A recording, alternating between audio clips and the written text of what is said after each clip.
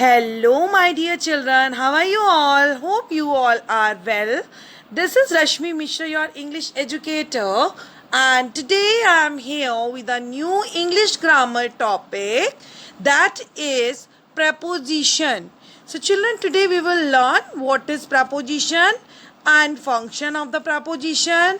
Okay, so as you can see, there are the lots of words on your screen as on, in, over, under, with the picture far, near, up, down.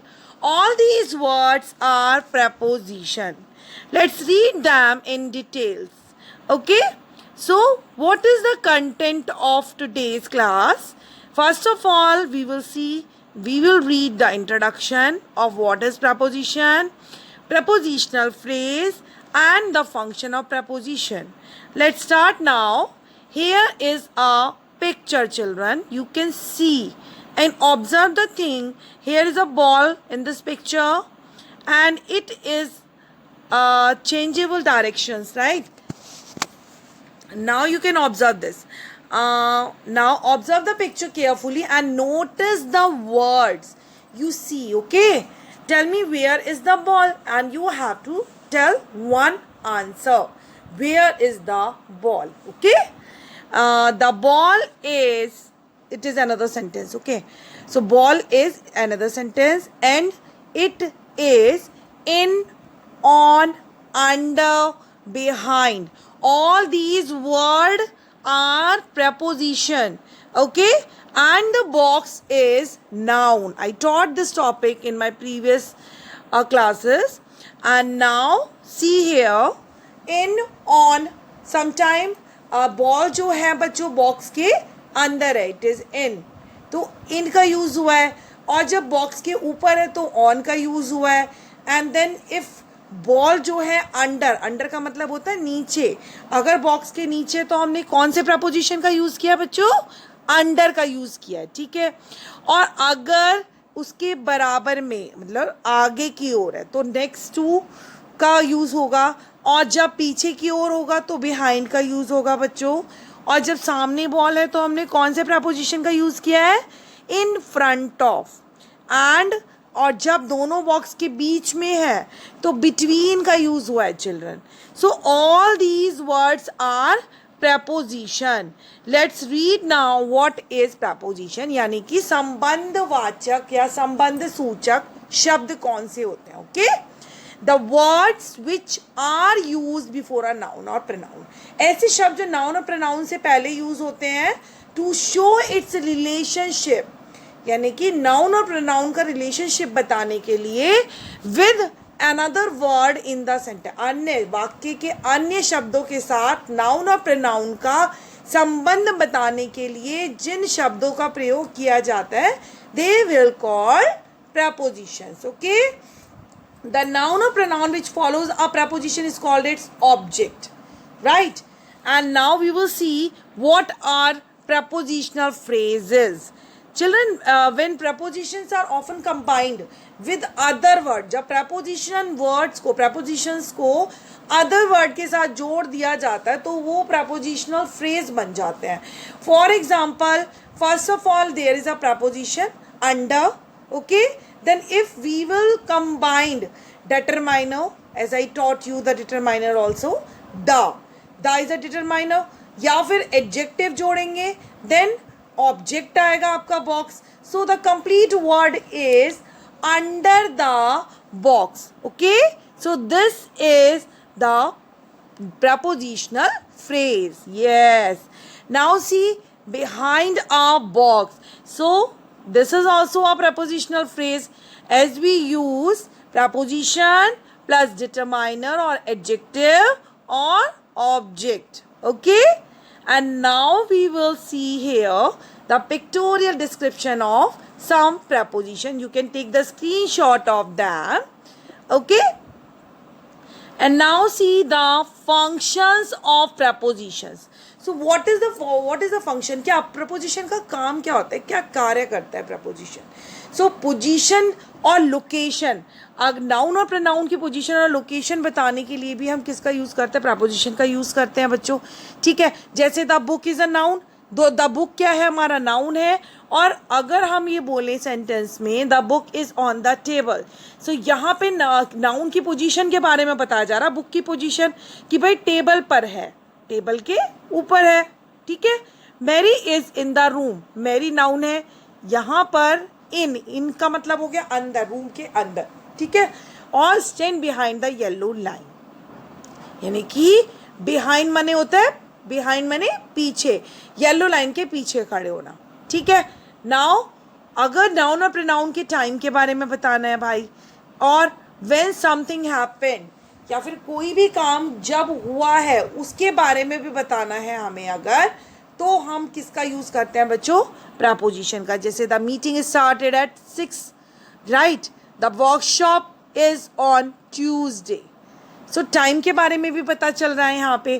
Possession क्या होता है बच्चों, possession as I told you कि कोई भी चीज़ possess करना, यानी कि अपना मालिकाना हक दिखाना, ऑनरशिप के लिए भी हम प्रपोजिशन का यूज़ करते हैं। जैसे this is the property of बो वैली कॉलेज। अब यहाँ पे बो वैली कॉलेज की जो पोजेशन है ना, ऑनरशिप के बारे में बताया जा रहा है कि भाई ये उसकी, ये जो प्रॉपर्टी है ये उनकी है। The hood of the car is open, this computer belongs to David. So यहाँ पे जो हमने प्रपोजिशन का यूज किया है बच्चों, वो क्या, पोजीशन बताने के लिए किया, ऑनरशिप बताने के लिए किया है, ठीक है। एंड हाउ का आंसर भी देता है आपका जो ये प्रपोजिशन है, the way something is done, कि किस तरीके से कोई भी काम किया गया है भाई। आई ट्रेवल्ड बाय ट्रेन, मैंने यात्रा की ट्रेन से। आई ट्रेवल्ड ऑन फुट, मैंने पैदल यात्रा की। तो हमें किसके बारे में बता रहा है, कैसे, आपने कैसे यात्रा की, पैदल, आपने कैसे यात्रा की, ट्रेन से, किससे यात्रा की, ठीक है। मूवमेंट के बारे में भी हमें बताते हैं प्रपोजिशंस, मूवमेंट के लिए भी। They ran toward to edge of the cliff, and toward is a preposition, right. She walked along the road, तो यहाँ पे मूवमेंट के बारे में बताया जा रहा है, कोई भी गति के बारे में, ठीक है। किसी की गति जो है कि चाहे वो नाउन हो चाहे प्रोनाउन हो, उसकी गति के बारे में भी हमें बता रहा है कि क्या, किस ओर गति कर रहा है, वो किस ओर मूव कर रहा है। देन प्रपोजिशन को हम लोकेशन या प्लेस बताने के लिए भी यूज़ करते हैं, ठीक है। जैसे इन हो गया हमारा, उसको कंट्री, प्रोविंस, सिटी, नेबरहुड, जैसे आई लिव इन कैनेडा, इन बड़ी, इनका यूज़ करते हैं बच्चों। इन जनरल में बड़े एरिया के लिए हमेशा इनका यूज़ करते हैं, अगर हम किसी भी बड़े एरिया के बारे में बता रहे हैं, ठीक है। और छोटे स्पेसिफिक पॉइंट के लिए अगर हम किसी प्लेस को बता रहे हैं, लोकेशन को बता रहे हैं, तो हम किसका यूज़ करेंगे बच्चों, ऑन का यूज़ करेंगे हमेशा, ठीक है। और एट का यूज़ करेंगे, वेरी स्पेसिफिक, बिहाइंड, एट, बहुत विशेष जगह के बारे में अगर हम बता रहे हैं, एक विशेष पॉइंट के बारे में बता रहे हैं, जैसे एड्रेस है, किसी व्यक्ति का एड्रेस है, कोई स्पेशल लोकेशन के बारे में बता रहे हैं, तो एट का यूज होगा, ठीक है children. Now we don't use preposition with downtown, down stair, inside, outside, upstairs and uptown. इन सब के साथ हम कभी भी प्रपोजिशंस का यूज नहीं करेंगे, okay. And now preposition of time. Preposition of time कब यूज होते हैं बच्चों, टाइम के लिए हम कौन कौन से प्रपोजिशन यूज करते हैं, in, on, at, from, for, since, ठीक है।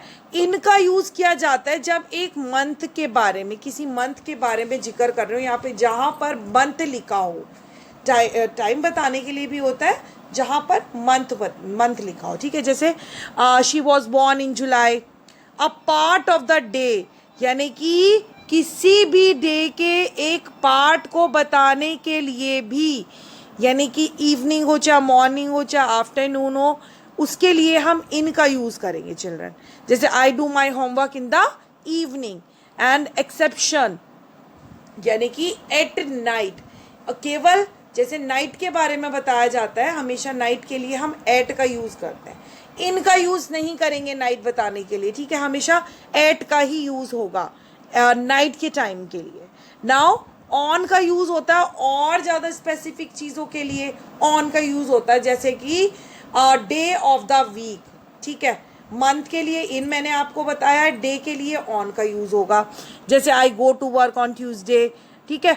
और day of the week plus part of a day के साथ भी हम किसका यूज करेंगे, एक तो डे दे रखा हो वीक का, और जो हमारा पार्ट ऑफ अ डे मतलब इवनिंग, मॉर्निंग, आफ्टरनून ऐसे दे रखा हो, टाइम दे रखा हो, तो भी हम किसका यूज करेंगे बच्चों, ऑन का यूज करेंगे। ठीक है, जब दोनों साथ में होंगे, एट के साथ ऑब्वियसली नाइट का यूज होगा, लेकिन जब हमारा डे ऑफ द वीक जैसे कि ट्यूसडे नाइट, मंडे नाइट, तो हम वहां पर ऑन का यूज करेंगे बच्चों। ठीक है, और एक स्पेसिफिक डेट जब हमें दी होगी वाक्य में, जैसे कि he was born on February 29, तो यहाँ पे एक स्पेसिफिक डेट दी गई है, उसके साथ भी हम ऑन का ही यूज करेंगे। एट का यूज हमेशा टाइम के साथ भी किया जाता है चिल्ड्रन। बहुत ज़्यादा स्पेसिफिक टाइम दिया हो कहीं पे कि my English class start at 12:30, at night के लिए भी यूज होता है, और किसके लिए यूज होता है चिल्ड्रन, यस, वेरी स्पेसिफिक जब टाइम दिया होता है तब भी हम किसका यूज करेंगे, एट का। फ्रॉम का यूज कहाँ पे होगा, जब एक विशेष समय दे रखा हो या फिर date to a specific time और डेट, जैसे एक स्पेसिफिक टाइम और डेट दे रखी हो हमें। ठीक है, जैसे कि दे रखा है jenny work from 6 to 9 every evening, तो यहाँ पे बच्चों स्पेसिफिक टाइम भी दे रखा है, और हमारा क्या, yes, day of the, yes, day और जो है दिन का किसी समय के बारे में भी जिक्र किया गया है। तो यहाँ हमने किसका यूज किया है, फ्रॉम का यूज किया है ना, और टू का भी यूज किया है। और फॉर का यूज कब किया जाता है चिल्ड्रन, मेजर ऑफ टाइम, जब हम टाइम का मापन कर रहे हो, या वो सेकेंड्स में, मिनट्स में, आवर में, डेज में, मंथ्स में, या फिर ईयर में। ठीक है, जैसे we have been working on prepositions for 1 hour, not for 1 hour, we are just working, we have been working on preposition for, yes, 5 minutes, okay, but here we will use for, okay। since का use कब किया जाता है बच्चों, since का use होता है जब कोई निश्चित समय दिया गया, फॉर 1 hour अनिश्चित समय के लिए यूज होता है ना, इनडेफिनेट टाइम के लिए। यहाँ कोई टाइम नहीं लिखा गया कि मॉर्निंग का है या रात का। सिंस का यूज होता है निश्चित समय के लिए, तो हमें पता चल जाता है कि भाई हाँ, ये सुबह का टाइम दे रखा है और ये शाम का टाइम। सिंस का यूज होता है हमेशा निश्चित समय के लिए, डेफिनेट टाइम के लिए। अब प्रेपोजिशन ऑफ मूवमेंट्स यानी कि टू का यूज कहाँ होता है, to express movement toward a place, किसी प्लेस के प्रति यदि आप गति कर रहे हो, किसी प्लेस पे जाने के लिए, गति मतलब चल रहे हो, मूव कर रहे हो, आपकी बॉडी मूव कर रही है, तो वहां पर बच्चों टू का यूज होगा। जैसे they were walking to the mall, so the people, the person are walking, यानी कि वो मूवमेंट कर रहे हैं। मूवमेंट के लिए हमेशा क्या लिखा जाता है, कौन सा preposition, to. She is going to school, to का यूज हमेशा होता है जब मूव कर रहा हो या मूवमेंट, गति हो रही हो हमारे नाउन या प्रोनाउन की। ठीक है, टुवर्ड्स या टुवर्ड का यूज कहाँ पर होता है बच्चों, it express movement, yes obviously ये भी मूवमेंट बताने के लिए यूज होता है। जैसे we are moving toward the edge, we are moving toward the completion of the project, तो गतिशील है, काम जो है वो प्रोसेस में है, चलना जो है, गति जो है वो प्रोसेस में है, चल रहा है। And now here are the another preposition that are in, on, at, okay, so here a picture is given to you, you can take the screenshot for your practice and do learn this table, okay, you can take. And now let's practice, this is your homework, you have to do yourself, I will not help you. I was at, on, in, miss, what you have to do children, you have to write the suitable preposition which will be used in the field, okay, and do practice children. So how was the today's class, do subscribe my channel, write in comment box. Thank you so much, till then goodbye.